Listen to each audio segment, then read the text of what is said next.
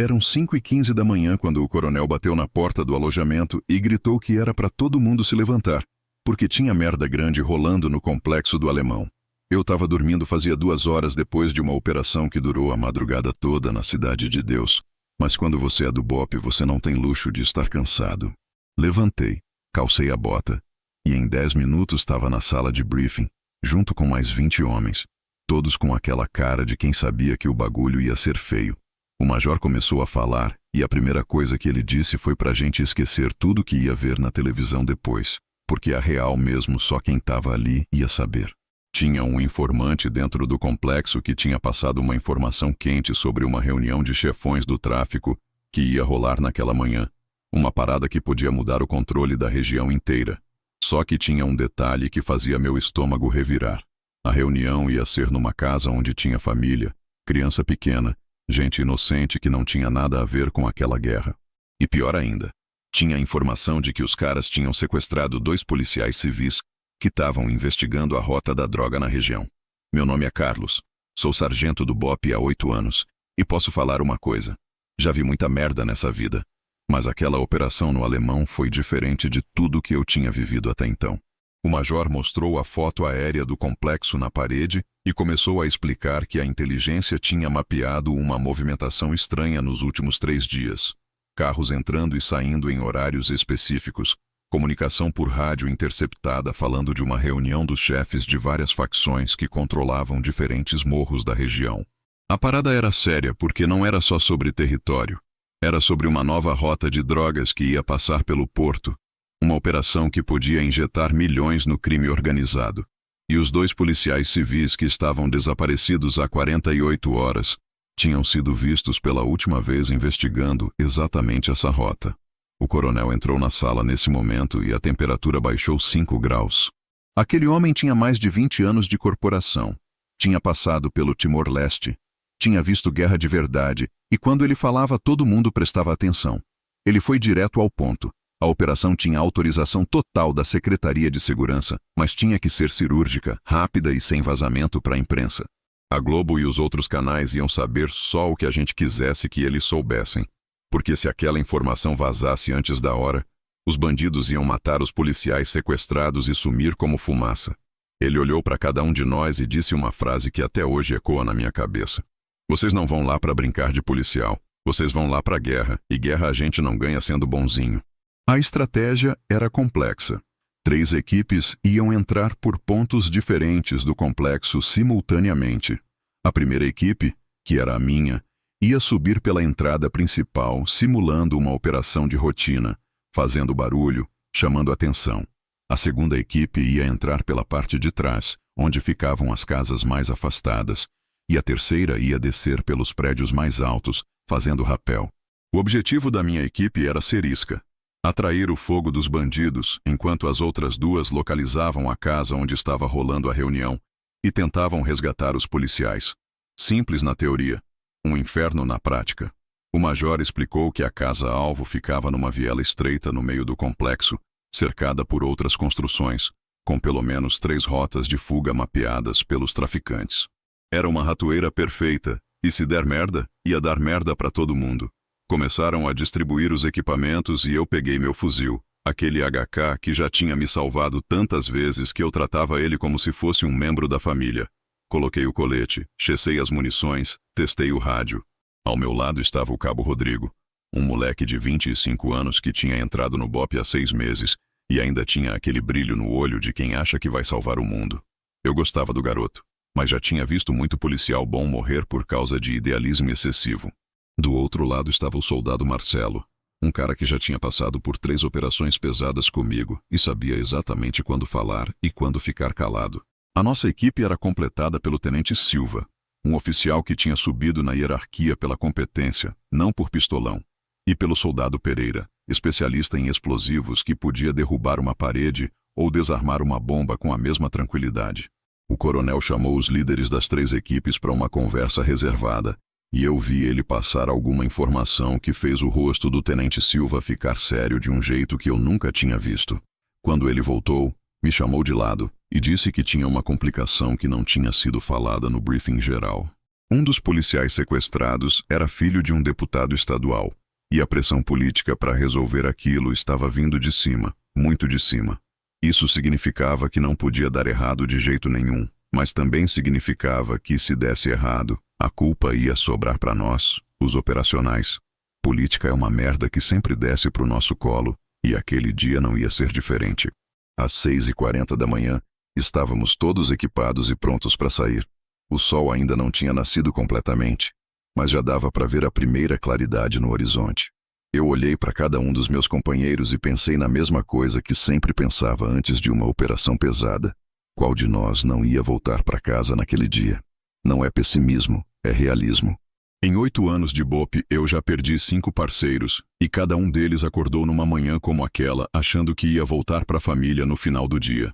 O Cabo Rodrigo estava nervoso, eu podia ver na respiração dele, mas nervoso todo mundo fica. A diferença é que uns sabem controlar e outros deixam o nervosismo tomar conta. Eu me aproximei dele e falei baixo. Hoje você vai descobrir do que você é feito de verdade, e a única coisa que importa é você fazer a coisa certa na hora certa. Os carros estavam esperando no pátio, 4 viaturas blindadas que iam nos levar até a base do complexo. O trajeto até lá levava uns 40 minutos, tempo suficiente para repassar a estratégia mais uma vez e para cada um se preparar psicologicamente para o que estava por vir. O motorista da nossa viatura era um soldado da PM comum que tinha sido escalado só para nos levar até lá, e eu podia ver no retrovisor que ele estava mais nervoso que nós. Não era para menos, porque entrar no complexo do Alemão mesmo como apoio já era perigoso. O tenente Silva aproveitou o caminho para reforçar alguns pontos da operação. Comunicação constante pelo rádio. Ninguém se afasta do grupo. E se a coisa esquentar demais, a prioridade é sair vivo, não ser herói. Quando chegamos na base do complexo, ainda estava escuro, mas já dava para ouvir movimento lá em cima. Som de moto, gente gritando, aquela agitação típica de quando os bandidos sabem que tem operação rolando. O informante tinha avisado que nossa chegada não seria surpresa total, mas mesmo assim tentaríamos manter o elemento surpresa o máximo possível. As outras 2 equipes já estavam posicionadas nos pontos de entrada delas, esperando o sinal para começar a subida sincronizada. Eu checei meu equipamento pela última vez. Fuzil travado, munição conferida, colete ajustado, rádio no canal certo. Olhei para o céu que começava a clarear e pensei na minha mulher que ainda estava dormindo em casa, sem saber que naquele momento eu estava prestes a entrar numa das operações mais perigosas da minha carreira.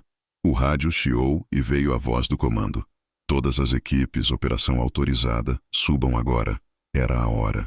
Começamos a subir pela rua principal, fazendo barulho mesmo, querendo que os bandidos soubessem que estávamos chegando. Nossa função era ser isca, atrair atenção, fazer com que eles focassem em nós enquanto as outras equipes se movimentavam pelos flancos. A cada passo que eu dava subindo aquela ladeira, eu sentia o peso da responsabilidade e a adrenalina começando a tomar conta do meu corpo. Não era medo, era concentração total. Em 8 anos de BOPE eu tinha aprendido que o medo te mata, mas a concentração te mantém vivo. Os primeiros tiros começaram quando estávamos a uns 200 metros da entrada principal do complexo. Não eram tiros para cima, eram tiros direcionados, e eu ouvi o assobio de uma bala passar bem perto da minha orelha. O Cabo Rodrigo se jogou atrás de um carro abandonado e eu gritei para ele manter a posição. O tenente Silva fez sinal para a gente se espalhar e começar a responder ao fogo. Era exatamente o que a gente queria: chamar atenção, fazer barulho, deixar os bandidos focados em nós enquanto as outras equipes se movimentavam. Mas uma coisa é planejar ser isca. Outra coisa é estar no meio do tiroteio de verdade, com bala de fuzil passando por todo lado, e você sem saber exatamente de onde está vindo o fogo. Eu me posicionei atrás de uma pilastra de concreto e comecei a identificar os pontos de disparo. Tinha pelo menos 3 atiradores em posições diferentes. Um numa laje a uns 50 metros à frente, outro numa janela de um prédio mais alto e um terceiro que parecia estar se movimentando entre as casas. O soldado Marcelo, que estava na minha direita, apontou para o atirador da laje e fez sinal que ia tentar neutralizar ele. Eu cobri o movimento dele enquanto o Cabo Rodrigo e o soldado Pereira mantinham fogo de supressão nas outras posições.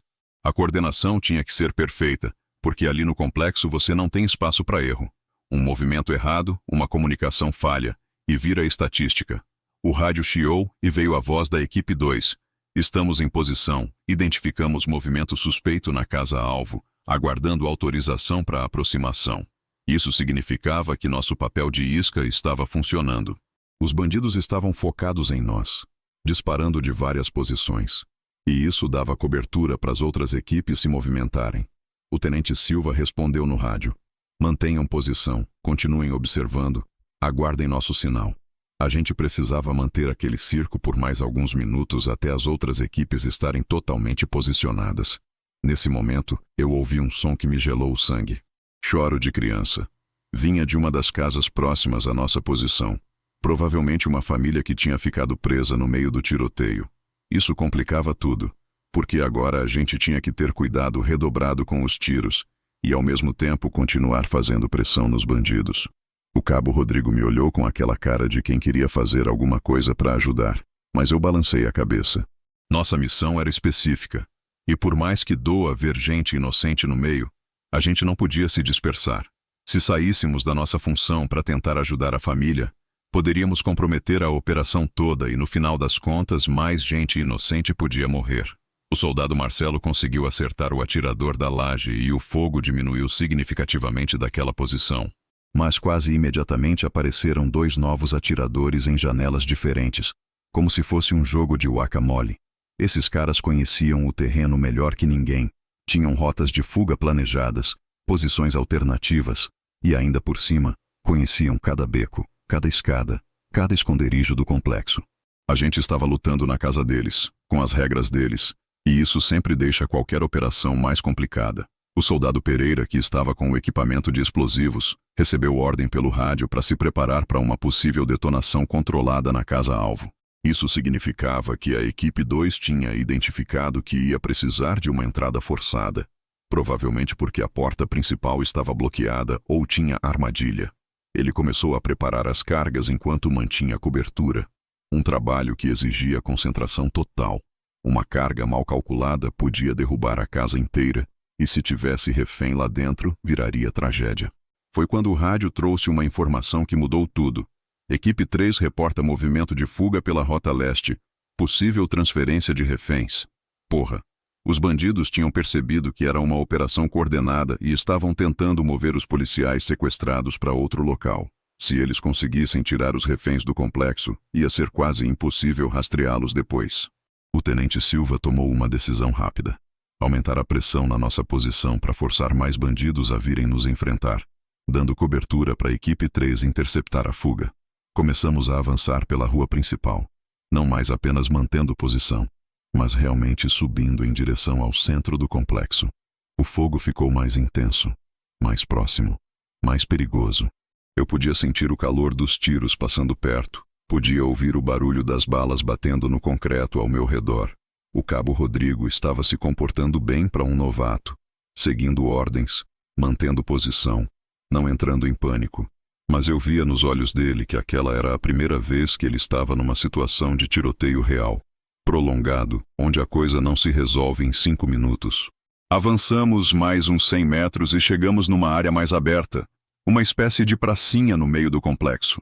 Era um ponto estratégico porque dali dava para ver várias direções, mas também éramos mais expostos. O soldado Marcelo identificou uma posição elevada numa construção ao lado e fez sinal que ia tentar chegar lá para ter melhor visão do campo de batalha. Eu cobri o movimento dele enquanto o tenente Silva coordenava com as outras equipes pelo rádio. A comunicação estava funcionando, mas eu podia perceber pela voz dele que a situação estava ficando mais complicada que o planejado. O rádio chiou novamente. Equipe 2 solicita cobertura para entrada na casa-alvo. Identificados pelo menos 4 hostis armados e confirmada presença de reféns. Era a informação que estávamos esperando. Os policiais sequestrados estavam mesmo na casa que a inteligência tinha indicado, mas tinha 4 bandidos armados fazendo a segurança. Uma entrada na casa daquelas, com reféns, era uma das operações mais arriscadas que existe. Qualquer erro, qualquer segundo de hesitação, e os bandidos matavam os reféns antes da gente conseguir neutralizá-los. Nesse momento aconteceu uma coisa que nenhum planejamento tinha previsto. Começou a chegar reforço dos bandidos de outros morros. Motos subindo a rua principal, carros com homens armados. A parada estava virando uma guerra aberta. O tenente Silva falou no rádio que precisávamos acelerar a operação porque senão íamos ficar cercados. A vantagem tática que tínhamos no início estava se perdendo rapidamente, e se ficássemos muito tempo ali, a coisa ia virar contra nós. O soldado Pereira recebeu autorização para fazer a detonação controlada na casa-alvo. Ele tinha 3 minutos para posicionar as cargas, armar o dispositivo e dar cobertura para a equipe 2 entrar logo depois da explosão. 3 minutos que pareciam 3 horas quando você está no meio de um tiroteio. Eu intensifiquei o fogo na nossa posição para dar ainda mais cobertura, queimando munição num ritmo que eu sabia que não podia manter por muito tempo. Mas naquele momento não importava economizar bala, importava dar cobertura para os companheiros. Foi quando eu vi uma cena que até hoje me dá arrepio. Uma mulher saiu correndo de uma das casas com uma criança no colo, tentando atravessar a rua no meio do tiroteio. Ela estava desesperada, provavelmente tentando levar a criança para um lugar mais seguro, mas escolheu o pior momento possível. Havia tiros vindo de várias direções, e ela estava correndo bem no meio do fogo cruzado. O cabo Rodrigo largou a posição dele e correu para tentar ajudá-la, mesmo eu gritando para ele manter a posição. O moleque tinha bom coração, mas aquilo podia comprometer tudo. Consegui dar cobertura para o Rodrigo enquanto ele ajudava a mulher e a criança a chegarem numa casa mais protegida. Mas nesse processo a gente perdeu posição tática e os bandidos conseguiram avançar para posições mais próximas. Agora eles estavam a uns 30 metros da gente, numa distância onde qualquer erro seria fatal. O soldado Marcelo, que tinha conseguido chegar na posição elevada, começou a fazer tiros de precisão para tentar empurrar eles de volta. Mas a situação estava ficando crítica. O rádio trouxe a informação que estava esperando. Cargas posicionadas. Detonação em 10 segundos. Todos se abaixaram, cobriram os ouvidos, e eu contei mentalmente até a explosão. Quando ela veio, foi como um terremoto. O chão tremeu, vidros quebraram em várias casas ao redor, e uma nuvem de poeira tomou conta de tudo. Era o sinal que estávamos esperando. A equipe 2 tinha entrada forçada na casa-alvo. E agora era questão de minutos para saber se conseguiriam resgatar os reféns ou se tudo ia virar tragédia. A explosão ainda ecoava pelas paredes do complexo quando o rádio trouxe a notícia que mudou tudo. Equipe 2 dentro da casa-alvo, um refém localizado vivo, mas ferido.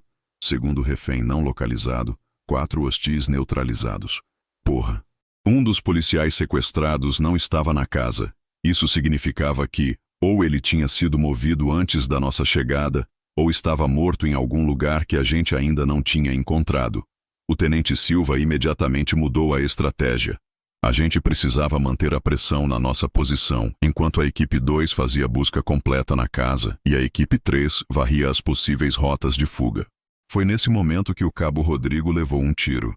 Não foi fatal, pegou no ombro esquerdo, mas foi o suficiente para derrubar ele e fazer uma poça de sangue no chão. Eu arrastei ele para trás de uma proteção mais sólida enquanto o soldado Marcelo e o Pereira mantinham fogo de cobertura.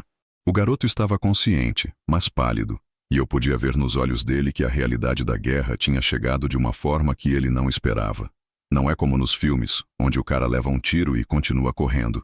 Na vida real, quando você leva um tiro, dói pra caralho, sangra pra caralho, e você fica em estado de choque por alguns minutos. Eu fiz um curativo improvisado no ombro dele com o kit que todo mundo carregava e falei para ele ficar quieto, respirar devagar, que logo a gente ia sair dali. Mas por dentro, eu estava calculando. Com um homem ferido, nossa capacidade operacional diminuía, e se a situação piorasse, eu ia ter que tomar uma decisão difícil entre completar a missão ou garantir que o Rodrigo saísse vivo dali. São decisões que nenhum manual de treinamento ensina a tomar. Porque cada situação é única, cada contexto tem suas variáveis. O rádio chiou com uma informação que fez meu estômago embrulhar. Equipe 3 reporta possível localização do segundo refém, mas tem movimento de bandidos em direção à posição de vocês, estimativa de 15 a 20 homens armados subindo pela rua principal. 20 bandidos armados vindo na nossa direção. E a gente com um homem ferido numa posição que estava ficando insustentável. O tenente Silva tomou uma decisão rápida. A gente ia recuar para uma posição mais defensável enquanto a equipe 3 tentava interceptar o segundo refém. Começamos a nos mover. Eu ajudando o cabo Rodrigo, que conseguia caminhar mas estava perdendo sangue. O soldado Marcelo fazia cobertura na retaguarda enquanto o Pereira e o tenente Silva abriam caminho à frente. Recuar numa situação de combate é uma das coisas mais perigosas que existe, porque você fica vulnerável, exposto, e os inimigos ganham confiança para avançar. Mas ficar na posição anterior significava morte certa quando chegasse o reforço dos bandidos. Conseguimos chegar até uma casa abandonada que oferecia melhor proteção e campo de visão. Era uma construção de 2 andares, com janelas que davam para a rua principal e uma escada interna que permitia acesso ao terraço. O tenente Silva posicionou o soldado Marcelo no andar de cima para fazer observação e tiro de precisão, enquanto eu, o Pereira e ele ficamos no térreo mantendo as entradas. O cabo Rodrigo ficou numa posição protegida, ainda consciente, mas precisando de atendimento médico urgente. Foi quando chegaram os reforços dos bandidos. Não eram moleques com pistola. Eram homens armados com fuzil, organizados, se movimentando com tática militar. Alguém tinha treinado aqueles caras, e treinado bem. Eles se aproximaram da nossa posição usando cobertura, comunicação por sinais, movimentação coordenada. Era como enfrentar outro exército, não bandidos comuns. O soldado Marcelo lá de cima começou a fazer tiros de precisão para tentar desorganizar o avanço deles, mas eram muitos. E conheciam o terreno melhor que nós. O cerco começou a se fechar. Eles ocuparam posições em volta da nossa casa, cortaram nossas possíveis rotas de fuga e começaram a fazer fogo concentrado nas nossas posições. Era uma situação que todo policial tem pesadelo. Cercado, com munição limitada, um companheiro ferido e sem possibilidade de reforço imediato. O rádio trouxe a informação de que a equipe 2 estava saindo com o primeiro refém, que precisava de atendimento médico urgente, e que a equipe 3 tinha localizado o segundo refém, mas estava numa situação complicada para fazer o resgate.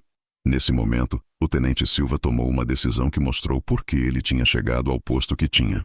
Ele chamou pelo rádio e solicitou apoio de helicóptero para a extração emergencial do cabo Rodrigo e cobertura aérea para nossa posição. Mas o helicóptero levaria pelo menos 15 minutos para chegar, e a munição que tínhamos não ia durar nem a metade desse tempo se o tiroteio continuasse naquele ritmo. Precisávamos ganhar tempo. E ganhar tempo numa situação daquelas significava arriscar ainda mais a vida. O soldado Pereira teve uma ideia que era arriscada, mas podia funcionar. Ele tinha ainda 2 cargas explosivas que podia usar para criar uma diversão, fazendo barulho e confusão numa área distante da nossa posição, obrigando parte dos bandidos a se deslocar para lá. Era uma jogada de risco porque, se não funcionasse, íamos ficar sem munição de explosivos e na mesma situação. Só que pior. Mas o tenente Silva autorizou, porque às vezes numa guerra você tem que apostar alto. O Pereira se moveu pelo fundo da casa, conseguiu sair sem ser visto e posicionou as cargas numa construção a uns 200 metros da nossa posição. Quando elas explodiram, o barulho foi ensurdecedor, e imediatamente parte dos bandidos se deslocou para investigar. Nossa pressão diminuiu temporariamente, e eu consegui fazer um curativo melhor no cabo Rodrigo, que estava ficando mais pálido, mas ainda consciente. Ele me pediu desculpas por ter saído da posição para ajudar a mulher com a criança, e eu falei para ele que tinha feito a coisa certa, que soldado que não tem coração não é soldado, é máquina. O rádio trouxe uma notícia que me deixou dividido entre alívio e preocupação. Equipe 3 conseguiu localizar e resgatar o segundo refém, mas ele está em estado grave, precisa de atendimento médico imediato, e a rota de fuga está comprometida. Então tínhamos os 2 policiais sequestrados, vivos, mais um ferido e outro em estado grave, e 3 equipes do BOPE numa situação complicada no meio do complexo do Alemão. A operação tinha sido parcialmente bem-sucedida, mas ainda estávamos longe de estar em segurança. Foi quando aconteceu algo que nenhum treinamento prepara você. Uma explosão muito maior que as nossas atingiu uma das casas próximas e não tinha sido causada por nós. Os bandidos tinham explosivos também e estavam dispostos a usar. A onda de choque quebrou vidros na nossa posição, fez chover detritos por toda parte e por alguns segundos ninguém conseguiu ouvir nada por causa do barulho. Quando a poeira baixou, eu vi que a casa ao lado da nossa tinha desabado parcialmente, bloqueando uma das nossas possíveis rotas de fuga. O soldado Marcelo gritou lá de cima que conseguia ver o helicóptero se aproximando no horizonte, mas ainda estava longe. Os bandidos também viram e começaram a intensificar os ataques, porque sabiam que se chegasse apoio aéreo, a vantagem tática mudaria completamente. Era uma corrida contra o tempo. Conseguir resistir até a chegada do helicóptero ou ser superados antes disso. O cabo Rodrigo, mesmo ferido, pegou sua arma e disse que podia ajudar na defesa. Eu não queria que ele se expusesse mais, mas também sabia que precisávamos de cada tiro, de cada pessoa capaz de empunhar uma arma. A intensidade do fogo aumentou drasticamente.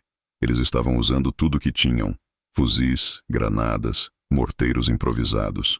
Era como se soubessem que aquela era a última chance deles de resolver a situação antes da chegada do apoio aéreo. O tenente Silva coordenava nossa defesa enquanto mantinha comunicação constante pelo rádio com as outras equipes e com o comando. Eu podia ver na cara dele que aquela operação tinha saído completamente do controle original, mas que ele estava determinado a tirar todos nós vivos dali. O soldado Pereira identificou que alguns dos bandidos estavam tentando se posicionar no terraço de uma casa mais alta, de onde teria um ângulo para atirar dentro da nossa posição. Ele pediu cobertura para tentar neutralizar essa ameaça, mas significava sair da proteção da casa e se expor completamente. Era uma decisão que podia salvar todos nós ou custar a vida dele. Eu me posicionei numa janela para dar a melhor cobertura possível. O soldado Marcelo desceu do andar de cima para ajudar, e o Pereira saiu correndo. Ele conseguiu chegar até uma posição de onde podia atingir o terraço. Fez 3 disparos certeiros, e quando estava voltando para nossa posição, levou um tiro na perna. Não era fatal, mas o suficiente para derrubar ele no meio da rua, exposto ao fogo inimigo. O cabo Rodrigo, mesmo ferido, disse que ia buscar o Pereira, mas eu não deixei. Era minha responsabilidade como sargento mais experiente. Saí da casa correndo, arrastei o Pereira para dentro, e quando voltei tinha levado um raspão de bala no braço direito. Nada grave, mas o suficiente para lembrar que não somos invencíveis. Agora éramos 4 homens, 2 feridos, cercados por bandidos bem armados e organizados, aguardando a chegada de um helicóptero que parecia demorar uma eternidade. O tenente Silva chamou pelo rádio e conseguiu confirmação de que o helicóptero estava a 5 minutos da nossa posição, mas precisava de uma área limpa para pouso. A área mais próxima era a pracinha onde tínhamos passado antes, mas ela estava dominada pelos bandidos.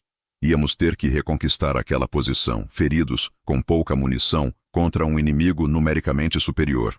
O helicóptero estava a 3 minutos da nossa posição quando o tenente Silva tomou a decisão mais difícil que eu já vi um oficial tomar. Íamos ter que sair da proteção da casa e lutar pelo controle da pracinha, mesmo feridos, mesmo em desvantagem numérica. Era isso ou morrer ali dentro quando a munição acabasse. Ele olhou para cada um de nós e disse uma frase que nunca vou esquecer. Hoje nós vamos descobrir se somos dignos da farda que vestimos. O cabo Rodrigo, mesmo com o ombro sangrando, carregou seu fuzil com a mão boa. O soldado Pereira, com a perna ferida, apoiou a arma numa muleta improvisada. O soldado Marcelo checou sua munição pela última vez, e eu, com o braço raspado pela bala, senti aquela sensação que todo policial do BOPE conhece. O momento em que você para de calcular as chances e simplesmente confia no seu treinamento e nos seus companheiros. Saímos da casa numa formação que tínhamos treinado 1000 vezes, mas que agora ganhava um significado diferente porque 2 de nós estavam feridos. O soldado Marcelo ia à frente abrindo caminho, eu e o tenente Silva nas laterais dando cobertura, o cabo Rodrigo e o soldado Pereira atrás mantendo retaguarda. A distância até a pracinha era de uns 80 metros, mas parecia 80 quilômetros quando você está andando no meio de um tiroteio, com balas passando por todos os lados, sabendo que qualquer passo pode ser o último. Chegamos até a metade do caminho quando aconteceu a coisa que eu mais temia. O cabo Rodrigo desabou. A perda de sangue, o esforço físico, a tensão, tudo junto fez ele perder a consciência bem no meio da rua. O soldado Pereira, mesmo ferido, imediatamente se posicionou para proteger o corpo dele enquanto eu e o tenente Silva mantínhamos fogo de cobertura. Era uma situação impossível. Não podíamos deixar um companheiro para trás, mas também não conseguíamos carregá-lo até a pracinha sob fogo cerrado. O soldado Marcelo tomou uma iniciativa que mostrou por que era respeitado por toda a equipe. Ele voltou, carregou o Rodrigo nas costas e disse para todo mundo continuar se movendo. Os bandidos perceberam nossa movimentação e concentraram fogo na nossa posição. Era como se tivesse uma chuva de balas vindo de todas as direções. Eu senti uma bala passar tão perto da minha cabeça que o vento dela mexeu no meu cabelo. O soldado Pereira, arrastando a perna ferida, conseguia manter um ritmo de tiro que obrigava os bandidos a se manterem abaixados, mas eu via que ele estava no limite das forças. O tenente Silva coordenava nossa movimentação enquanto disparava com uma precisão que só vem de anos de experiência em combate real. Quando faltavam uns 20 metros para a chegada na pracinha, o som do helicóptero ficou audível por cima do barulho dos tiros. Era um som que parecia vindo do céu, literalmente. Mas os bandidos também ouviram. E isso fez eles ficarem ainda mais desesperados para nos impedir de chegar até a área de pouso. Eles começaram a avançar das posições deles, saindo da cobertura, numa última tentativa de nos eliminar antes da chegada do apoio aéreo. Era uma jogada arriscada deles, mas que podia funcionar se conseguissem nos alcançar antes do helicóptero pousar. Foi quando o soldado Marcelo, carregando o cabo Rodrigo desacordado, tropeçou e caiu. O peso do companheiro ferido, o cansaço, a tensão, tudo conspirando contra ele. Eu corri para ajudar enquanto o tenente Silva e o soldado Pereira mantinham fogo de cobertura. Quando cheguei perto do Marcelo, vi que ele tinha machucado o joelho na queda. Mas o pior era que o cabo Rodrigo estava com uma palidez que não era normal. Ele tinha perdido muito sangue, e se não chegasse logo num hospital, não ia resistir. O helicóptero apareceu por cima dos prédios como um anjo armado. Era um Black Hawk da Polícia Militar com 2 atiradores nas laterais que imediatamente começaram a fazer fogo de cobertura nas posições dos bandidos. O barulho das metralhadoras do helicóptero era ensurdecedor, mas era o som mais bonito que eu já tinha escutado na minha vida. Os bandidos começaram a recuar, procurando abrigo, porque não tinham como enfrentar fogo vindo de cima com aquela intensidade. O piloto do helicóptero falou pelo rádio que precisava de uma área limpa para pouso e que a pracinha ainda tinha movimento hostil. Era aí que entrava a nossa parte. Limpar a área mesmo feridos, mesmo exaustos, mesmo sabendo que era a nossa última cartada. O tenente Silva gritou para todo mundo. É agora ou nunca. Corremos os últimos 20 metros até a pracinha numa velocidade que eu não sabia que ainda tinha no corpo. O soldado Marcelo conseguiu carregar o cabo Rodrigo até lá. Eu e o soldado Pereira fizemos fogo de cobertura, e o tenente Silva coordenou tudo enquanto sinalizava para o helicóptero que a área estava sendo limpa. Quando chegamos na pracinha, ainda tinha 3 bandidos entrincheirados numa posição que dominava parte da área de pouso. O helicóptero não podia descer com segurança enquanto eles estivessem ali. Era nossa última missão: neutralizar aquelas 3 posições para permitir o pouso. O soldado Pereira, mesmo com a perna ferida, se posicionou numa lateral para ter ângulo de tiro. Eu fui pela direita, o tenente Silva pela esquerda, e o soldado Marcelo ficou protegendo o cabo Rodrigo no centro da pracinha. A troca de tiros durou uns 2 minutos que pareceram 2 horas. Cada disparo tinha que ser certeiro, porque não tínhamos munição para desperdiçar.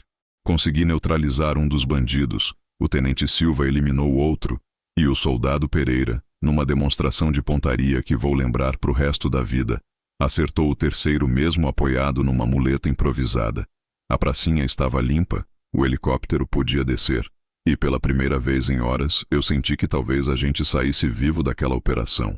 O Black Hawk desceu na pracinha levantando uma nuvem de poeira que cobriu tudo. 2 paramédicos saltaram imediatamente e correram pro cabo Rodrigo, que ainda estava desacordado. Eles começaram a fazer os primeiros socorros enquanto o resto da equipe embarcava. O soldado Pereira precisou de ajuda para subir por causa da perna ferida. O soldado Marcelo estava exausto, mas conseguiu embarcar sozinho. Eu fui o último a subir, depois de ter certeza de que todos os meus companheiros estavam a bordo. Quando o helicóptero decolou, eu olhei para baixo e vi o complexo do Alemão se afastando. Era uma visão que misturava alívio com uma sensação estranha, como se parte de mim tivesse ficado naquelas ruas, naquelas vielas, naqueles becos onde quase morri. O paramédico que estava cuidando do cabo Rodrigo gritou por cima do barulho do motor que o estado dele era estável, que tinha perdido muito sangue, mas que ia sobreviver. Foi quando eu finalmente permiti que o alívio tomasse conta do meu corpo. O tenente Silva, sentado ao meu lado no helicóptero, me passou uma informação pelo fone de ouvido que mudou minha perspectiva sobre toda aquela operação. Os 2 policiais civis que tinham sido sequestrados estavam vivos e a caminho do hospital, mas um deles tinha contado uma história que mudava tudo. Eles não tinham sido sequestrados por acaso. Tinham descoberto uma rede de corrupção que envolvia policiais, políticos e traficantes, e por isso tinham virado alvo. A operação no Complexo do Alemão não era só para resgatar 2 policiais, era para impedir que uma informação explosiva chegasse até quem não devia. Naquele momento, voando sobre o Rio de Janeiro numa manhã que já estava clara, eu entendi que a gente tinha participado de algo muito maior que uma simples operação de resgate. Tínhamos entrado numa guerra que não era só entre polícia e bandidos, mas entre forças que disputavam o controle de uma cidade inteira. E a Globo, que ia noticiar aquilo no Jornal das 8, nunca ia contar a história real do que tinha acontecido naquela manhã no Complexo do Alemão. Eles iam falar de operação bem-sucedida, de reféns resgatados, de bandidos neutralizados. Mas não iam falar da corrupção, das conexões políticas, da verdadeira razão pela qual 5 homens do BOPE quase morreram naquelas ruas. O cabo Rodrigo abriu os olhos no helicóptero e a primeira coisa que ele perguntou foi se todo mundo tinha saído vivo. Quando eu confirmei que sim, ele sorriu e fechou os olhos novamente. Era um sorriso de quem tinha descoberto do que era feito de verdade, de quem tinha passado no teste mais difícil que existe: manter a humanidade no meio da guerra. O soldado Pereira, mesmo com dor na perna, fez questão de cumprimentar cada um de nós. O soldado Marcelo, que tinha carregado o companheiro ferido pelos últimos metros da operação, estava em silêncio, olhando pela janela, processando tudo o que tinha acontecido. O helicóptero pousou no hospital da Polícia Militar às 9h40 da manhã, exatamente 4 horas e 25 minutos depois que o coronel tinha batido na porta do alojamento. Parecia que tinha se passado uma vida inteira. Os paramédicos levaram o cabo Rodrigo direto para a emergência. O soldado Pereira foi para o ortopedista cuidar da perna, e o resto de nós passou por uma avaliação médica de rotina. Cortes, arranhões, o raspão da bala no meu braço, nada que comprometesse nossa capacidade de continuar servindo. Mas tinha algo diferente em cada um de nós, alguma coisa que não aparecia nos exames médicos, que não sangrava, mas que tinha mudado para sempre. Enquanto esperava minha vez na avaliação médica, fiquei sabendo pelo tenente Silva que os 2 policiais civis resgatados estavam em estado estável e já tinham começado a passar informações para a corregedoria.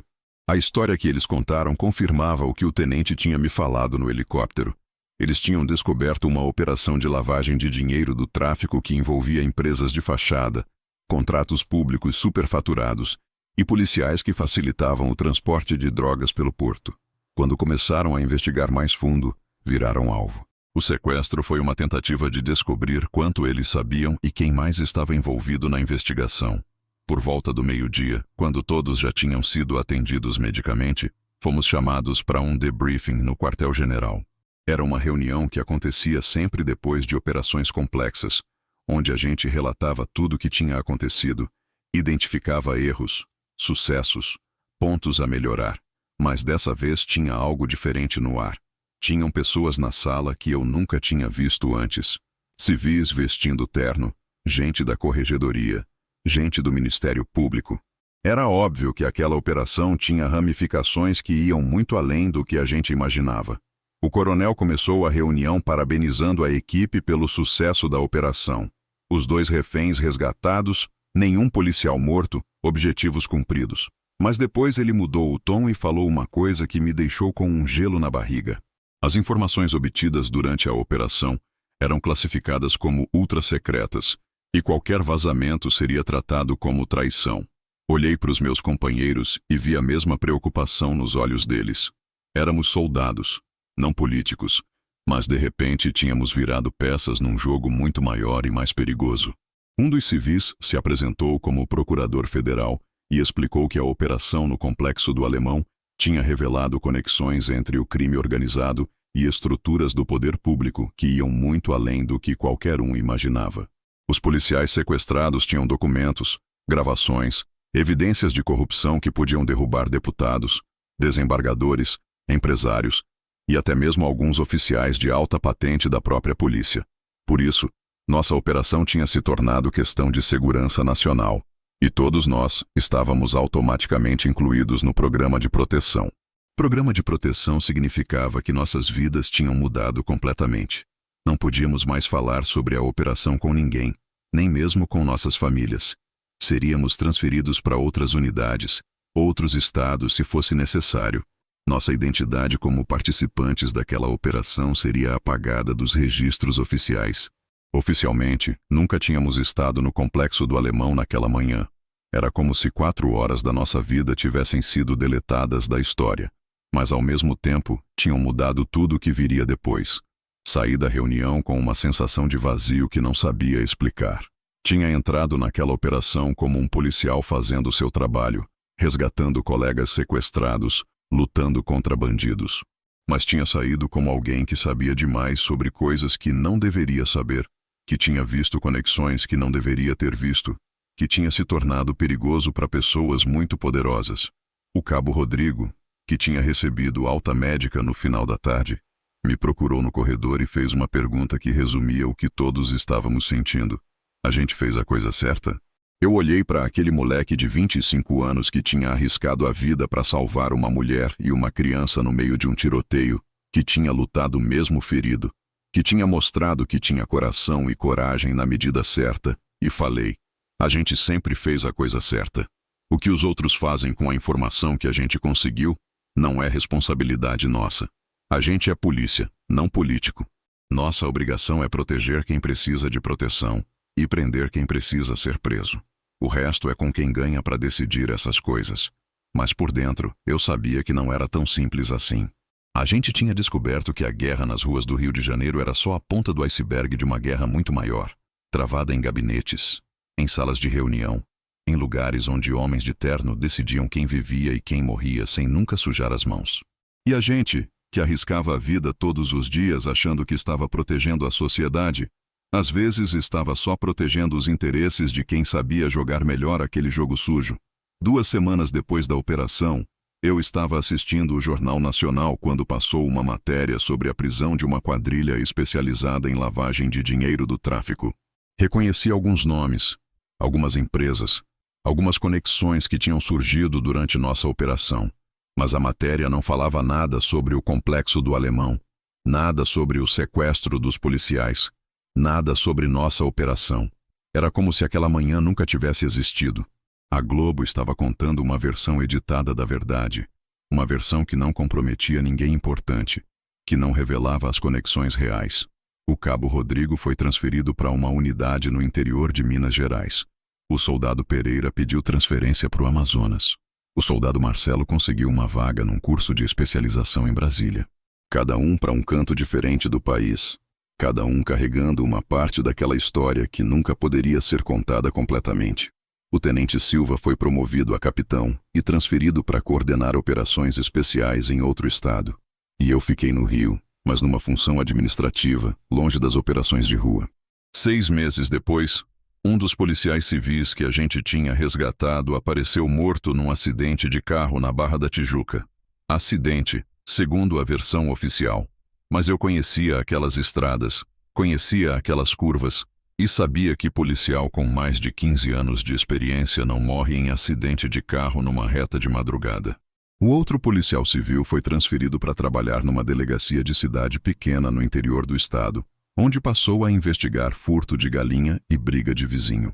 Hoje, 3 anos depois daquela operação, eu trabalho num escritório, analiso relatórios, coordeno escalas, faço reuniões, uso farda, mas não carrego mais arma. Durmo em casa todas as noites, acordo no mesmo horário, levo minha filha na escola, almoço com minha esposa. É uma vida normal, segura, previsível.